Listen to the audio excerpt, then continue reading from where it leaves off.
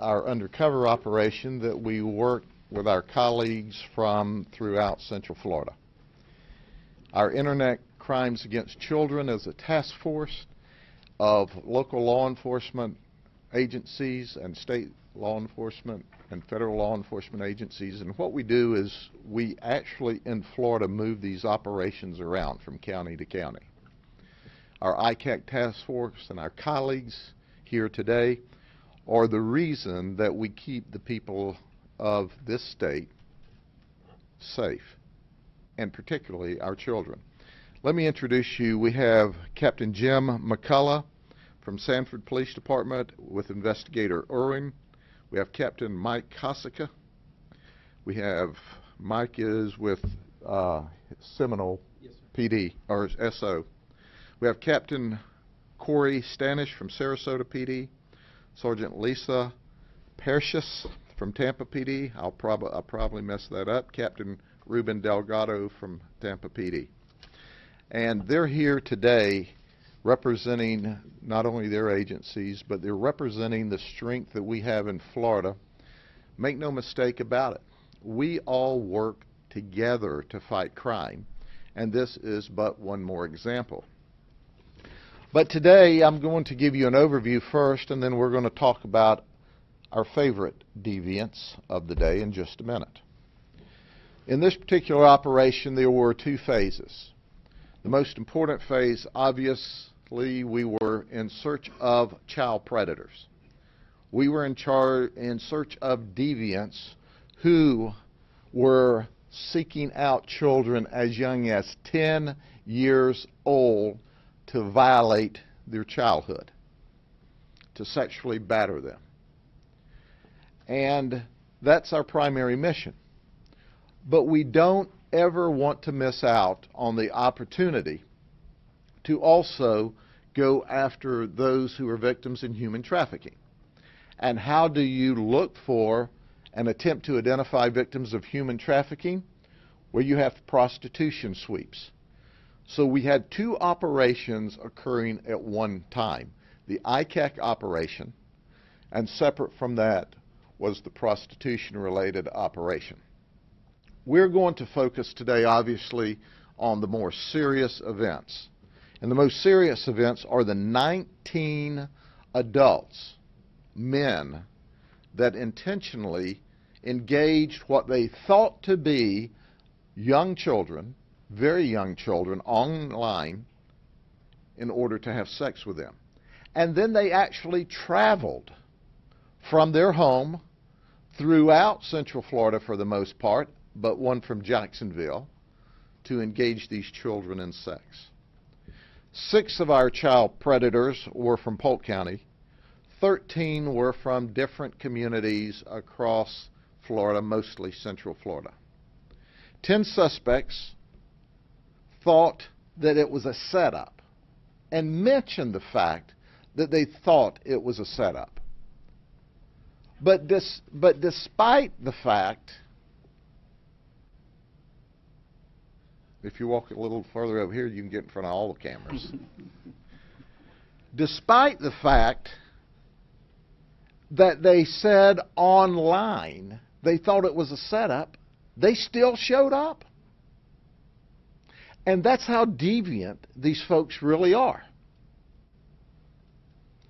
They are so focused on trying to find children, your children, they'll disregard their common sense and attack anyway. They did things such as bring whipped cream and a 6-pack of beer.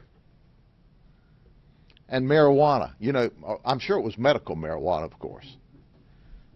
Because, heck, they wouldn't have done this for recreational purposes. Do you hear what I'm saying? They're bringing marijuana to have sex with children. Amazing. And then, of course, there were 19 human trafficking and or prostitution-related cases. But let's get into the ones that we have highlighted here. Please make no mistake about it. Each of these 19 people are dangerous because they not only chatted thinking they were talking to children, but all 19 of them were willing to show up. All 19 were willing to show up and take advantage of children. But for the sake of time and brevity, we are only highlighting a few of them, and you have information on the rest should they be of any particular interest to you. How about Robert Heinz?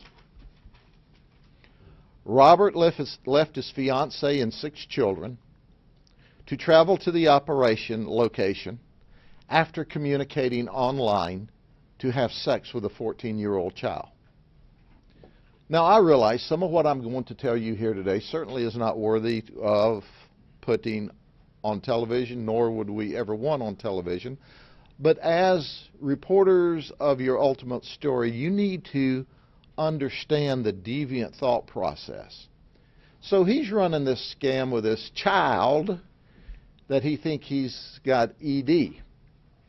And he wanted to see if he really had ED or if it was just his fiancée that he had a problem with. So he wanted to have sex with this child. And he said, oh, by the way, can you invite another one of your 14-year-old girlfriends to be with you when we engage in this sex? He said he liked handcuffs and blindfolds. Well, the good news for him is he got his handcuffs. They're put on him. We didn't give him a blindfold. He resisted when we arrested him. Ultimately, he was tased. And when we got him calmed down, he said, I just want to go home. I want to go home. He was fighting us to get away from us to go home. And then after we had him calmed down and we're going through the booking process, he said, listen, do you think we can hurry up and get through this thing so I can get home and in bed before my fiancée realizes that I'm gone? These people are nuts.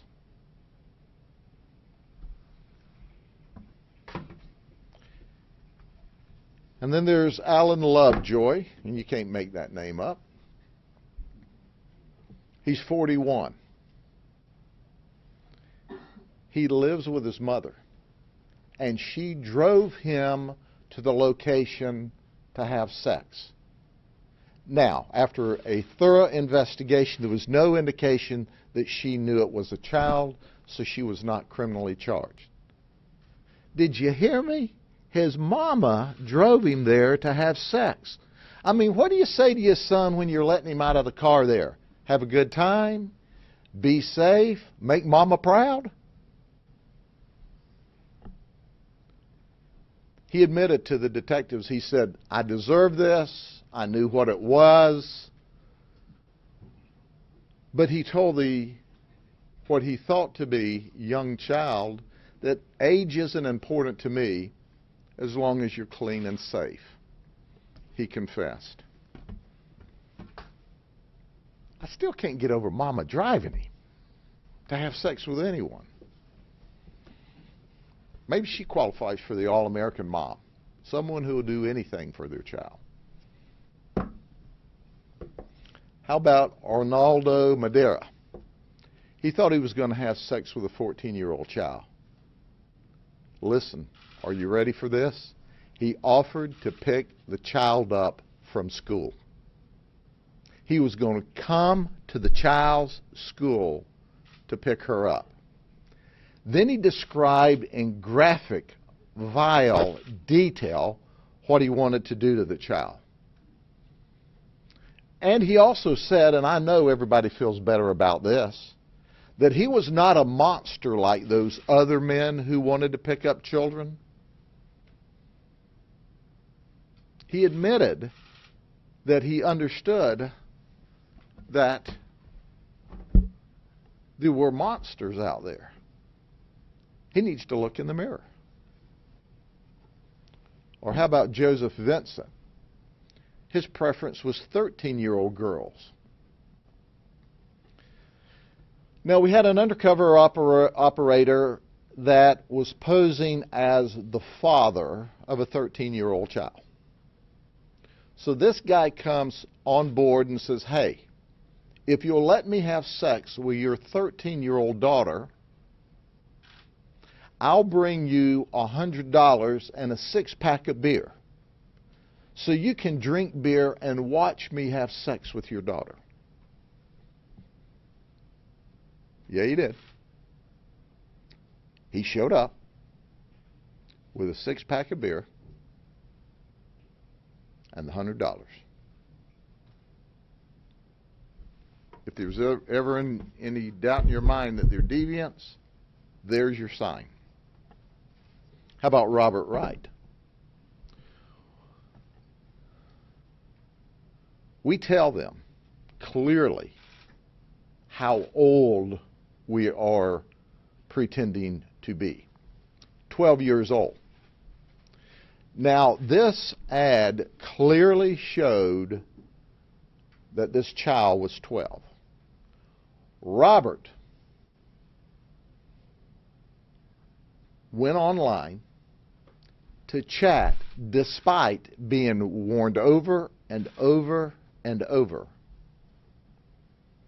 He was grooming this child and talked about all the beautiful clothes that he would buy her and all the things that he would do for her.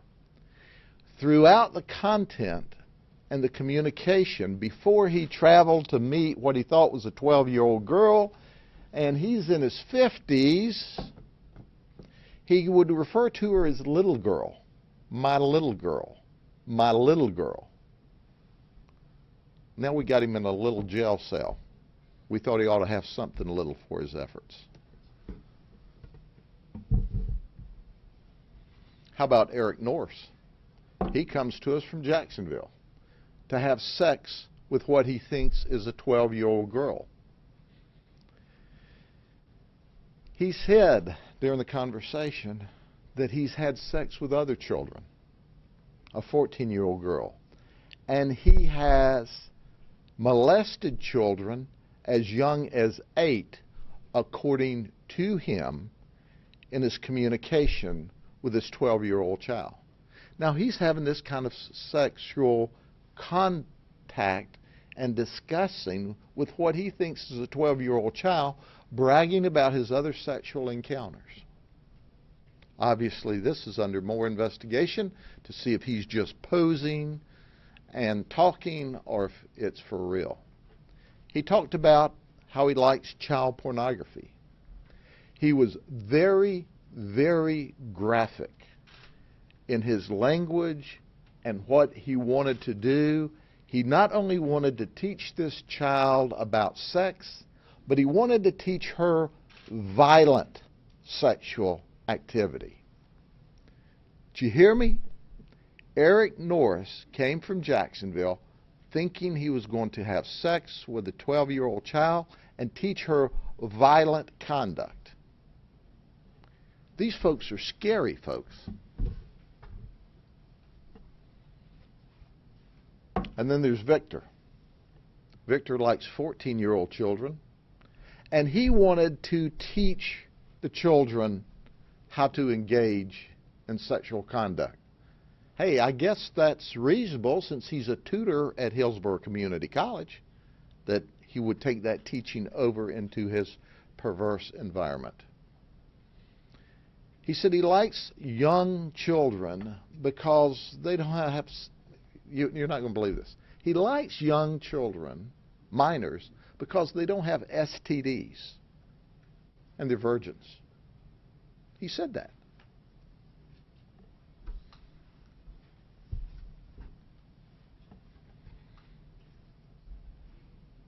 Here's Matthew Booth. Matthew Booth graduated from high school, as we're told, with a high school GPA beyond 4.0. He's a second-year criminal justice major at UCF, University of Central Florida. He actually received a scholarship from the Florida Sheriff's Association, according to the website. He said he wanted to be a law enforcement officer, and specifically a canine officer. He solicited a 10-year-old child. He was very, very graphic in his communication. He sent images and guides and instructional material to this 10-year-old child, as well as sending his body part photographs to this child, what he thought was a 10-year-old child. He said he would teach her and train her. Do you see a common theme here as they're dealing with and grooming these children? I want to teach, I want to train, I want to teach, I want to train. Well, he's not going to have a canine. He's not going to have a career in criminal justice. But he is going to get a first-hand view of the other side of the criminal justice system. He's locked up under no bond at the South County Jail. He provided a full confession.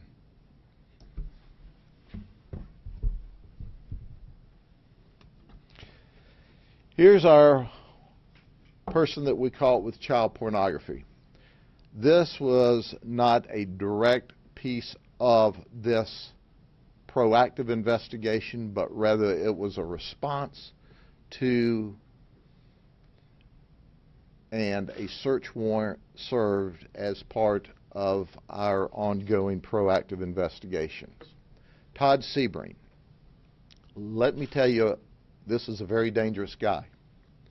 He was in possession of child pornography, 1 count. He also was charged with promotion of child pornography, 1 count. And you go, 1 count? Well, he not only has the ability to erase, he has the ability to lock you out of his system. You see, he is employed as a computer programmer. And he works for a very large national group. And when we called the business owners and explained our problem, they gave us the code to get in his computer that quick. They were 1,000% cooperative, and they said, we have a very elaborate system. When we give you this code, you've got to get in the computer within the next 3 minutes or the code changes. They totally cooperated. But let me show you what makes these folks dangerous. You look at this and you go, hey, looks like just like the guy next door. He's married to a wife that has a great job, 2 children, 2 boys under 12.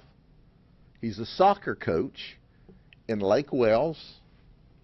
He's a volunteer at his children's elementary school. He was a deacon at his church. He's since resigned. And he's very active in the Lake Wales Football Club. And he's currently the coach of the under 10 or the 10 or under league. Ladies and gentlemen, what you see on the outside is the appearance of an all-American dad. What you see on the inside is a deviant in possession of child porn and distribution of child porn. He moved it on. Because of his incredible abilities, we certainly didn't catch him with all the child porn we suspect that he's been dealing with because he's an eraser. Okay, I've asked my colleagues if they wanted to speak today, and they said, no, that's okay. But they would stand up as a representation of their agency. And you must understand it's because of them and our partnerships that this operation could happen today. It's not just the Sheriff's Office in Polk County, but it's the Tampa Police Department and the Sanford Police Department and Sarasota and Seminole Sheriff's Office and all of our other colleagues that are listed here. But we all stand for any questions you may have. Any concerns that Mr. Sebring may have molested some of the kids that he coaches? At this time, there is absolutely no indication of that. It's our thoughts, and we believe that while he is coaching, there are other parents and other coaches around. Now, do we want to hear from if all of a sudden Coach Sebring has taken children on field trips, sleepovers, inappropriate activity? Absolutely. At this point in the investigation, we don't see that, but please understand, when we talk about these cases, you're seeing our instant charges. You're not seeing the detailed follow-up that goes into every one of these cases. But a very important part of this is the media and the social media, because if you know these people and you know of other environments they may have been in, or you know of people they may have victimized, we want to know, because there's nothing that warms our heart more to file more criminal charges against them. We look forward to that. Sure. As a deacon in the church, did he have contact with kids, or did he specifically deal with kids in any way? Yeah, I can't speak of that, but deacons in the church obviously are well thought of and are traditionally counselors to families as well as running the church business. The church was remarkably upset, as you can understand, and they immediately accepted his resignation. But once again, that shows how dangerous these folks are, because they otherwise live what you would think to be a normal life. Sheriff, as many of these things as you've done and as much publicity as they get, what kind of insight do you have, maybe talking with these people or seeing the reports about how in the world they think they're going to get away with it? Do you know, thankfully, they continue to show up. And I say thankfully because if they're not showing up at our undercover operations, then they may be showing up at real children's homes or real children's schools to pick them up or meeting them someplace else. Now, I can tell you that there was a lot of people that engaged us in initial conversation, and when we said that we were children, they said, "Timeout, I'm out of here. I don't want anything to do with that," which is the appropriate response. There were others, however, that said, "Timeout, Polk County, I'm not going there." But we moved these operations all around Florida, so don't think that you're evading capture because we happen to do this one in Polk County, because if we didn't get you this time, we'll catch you in another part of the state next time, because we all work together. You see, the cyber world has no city or county or state borders. And we have no city or county or state borders. We will chase you to the ends of the earth, and I have empirical evidence to support that. We just brought a guy back from Australia to face charges in Polk County, Florida, for his deviant conduct. So don't think you can hide someplace else, because we'll come get you and bring you back and give you a jail cell until we can send you to state prison. Just let me re-ask the question real quick. What do you think is their mental state that thinks, I'm going to get away with this? I can quote one of these predators that I talked to several years ago at the end of the operation. I sat down with this guy and I said, "Does this look like To Catch a Predator on television?" He said, "Exactly like it." I said, "Do you watch it?" He said, "Every time it's on." I said, "What are you doing here?" He said, "My common sense told me it was a police sting, but my desire to have sex with children overrode all that common sense." We catch these folks because their proclivity is to have sex with children. And that's not easy to do because parents, by and large, watch out. When the opportunity comes, they don't want to miss it. But by the same token, when the opportunity comes for us to arrest them, we don't want to miss it either. We do the happy dance every time we arrest one of these. Yes, sir. On these guys, can you, identify the ones who said we thought that we suspected it was a sting, and when did they tell you that? Was Yeah. this when they were still communicating online or after the arrest? Yes, we'll be more than happy to do that. It was 10 of the 19, and our PIOs can point them out to you individually when the meeting's over. So that we'll get you that information. Okay. Did they say it while they were before? Oh, yeah. Before they came, they eat during the Yes, during the chat. session? During the chat. Okay. But you've got to understand, these are deviants. Yeah. And they're criminals. And they're after your children. And they're out there every day. And that's why we tell folks, you've got to monitor all of their communication devices, because these folks have charisma and personality to groom children. And they have charisma and personality to groom parents so that they get to them. Yes, ma'am. Were there any specific sites that they went to, or were they all kind of? Different social media sites. We used several different sites. But what we used was sites that children would be on, because they go to sites where children are.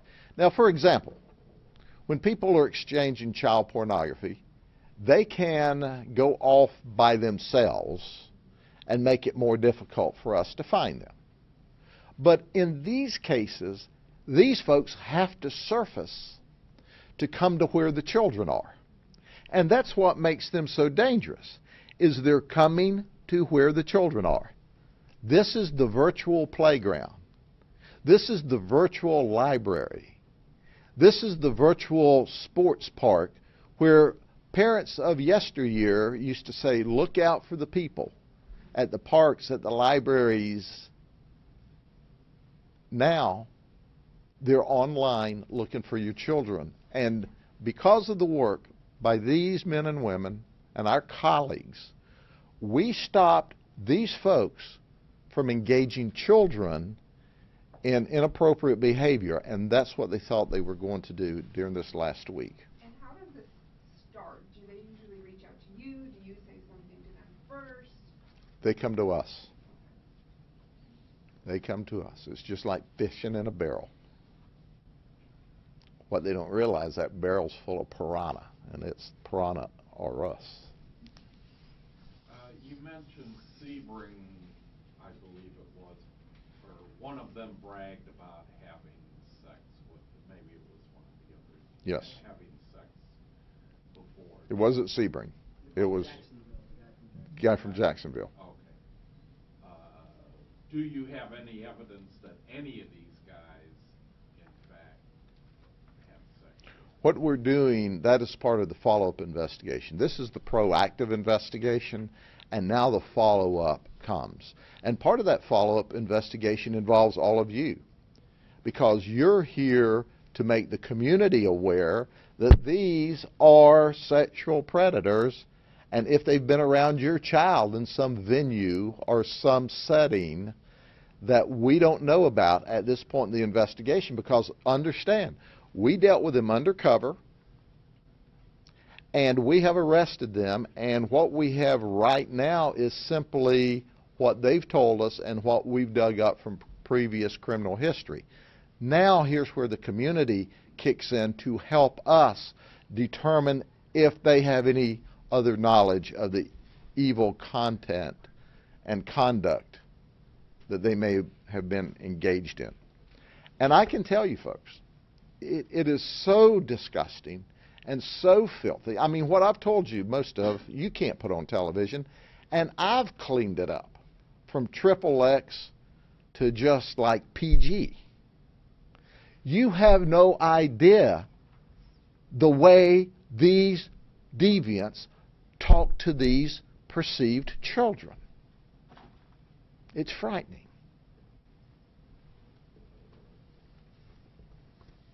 Questions for any of my colleagues? Any other questions? We do have a list of those who are up here. If you want to list here and Sheriff, beer and the whipped cream were down there, so I don't know if anybody wants it under the. Do you know I was looking for that because I asked where that was, and I thought Scott said, I don't want him showing that, so hide it. This is not an advertisement for whipped cream. This is one of the tools that one of the predators brought to use on the children. And of course, this is so Dad could enjoy his beer and his $100 bill while he watched a guy allegedly have sex with his 13-year-old child.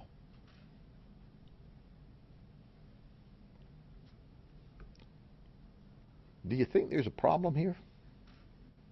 We do.